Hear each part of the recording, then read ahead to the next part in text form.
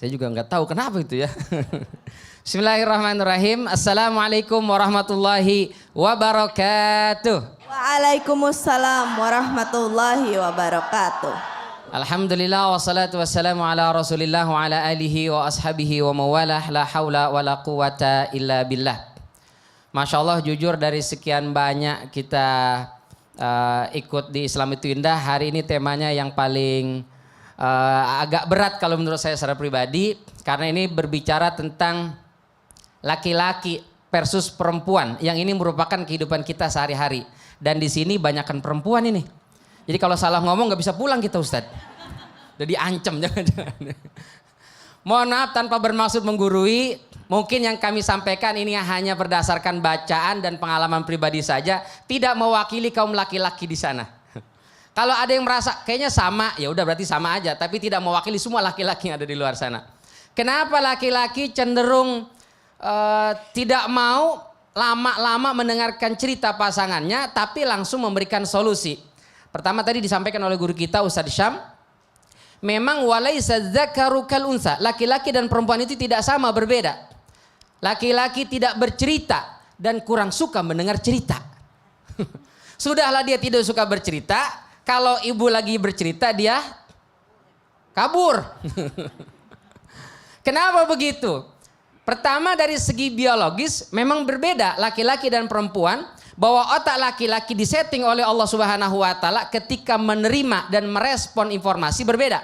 Laki-laki ada semacam hormon yang ketika dia menerima atau mendengar informasi, bawaannya ingin memberikan problem solvingnya, memberikan solusinya. Semua informasi baik yang dia dengar, yang dia lihat, bawaannya pengen ngasih solusi aja. Itu memang fitrahnya laki-laki. Bahwa laki-laki dia, Allah Subhanahu wa taala jadikan ar-rijalu qawwamuna 'alan nisa. Allah jadikan laki-laki itu sebagai qawwam. Apa itu qawwam? Yang bertanggung jawab, pelindung. Karena dia harus memproteksi istrinya, dia harus memproteksi anak-anaknya, dia harus memproteksi keluarganya. Maka kalau ada masalah di luar, dia menjadi orang yang harus paling bertanggung jawab menyelesaikan masalah itu. Itu karenanya mohon maaf, kalau ada seorang istri cerita, dia langsung kasih solusi. Pah, mama mau cerita deh. Apa? Itu tetangga kita suka ngiri, mama nganan aja. Kalau tetangga suka ngiri, maka mama nganan. Solusi bukan itu? Karena kalau tetangga kita ngiri tabrakan.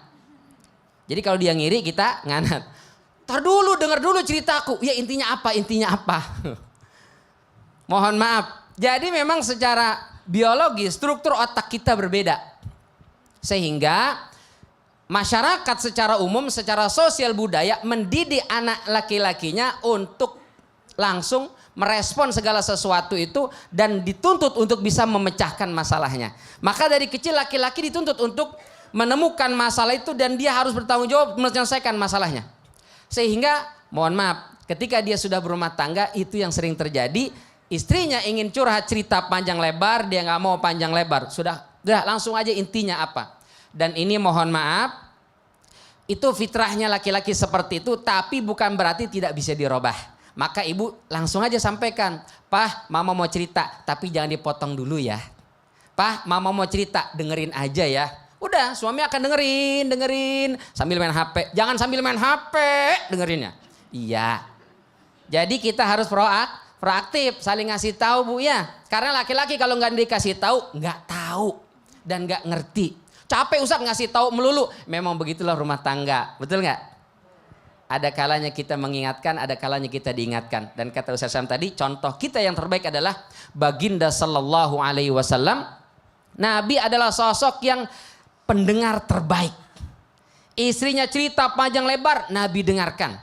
Sahabatnya cerita panjang lebar, Nabi dengarkan. Bahkan musuhnya ngomong panjang lebar, Nabi tidak pernah memutus dan menyela pembicaraan orang. Nah ini akhlak. Padahal Utbah ibn Rabi itu ngajak ngomong Nabi Sallallahu Alaihi Wasallam, isinya semuanya anfaedah, isinya semuanya nggak benar. Mohon maaf bahasanya dia, Muhammad, kau kenapa sih ngajak kita menyembah Tuhanmu, meninggalkan ajaran-ajaran nenek moyang kami? Apa yang kau mau cari? Kau pengen harta?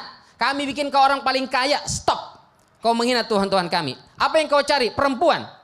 Kami akan cari semua perempuan-perempuan yang ada di Mekah. Kami akan nikahkan kepadamu. Berapa butuh kau perempuan? 50, 100 kami kasih. Yang penting kau stop. Ini kan ngeselin sebenarnya. Tapi Nabi tidak pernah memotong pembicaraan itu sampai Utbah ibn Rabi selesai berbicara. Nah ini kaum laki-laki kita memang sebenarnya bisa belajar.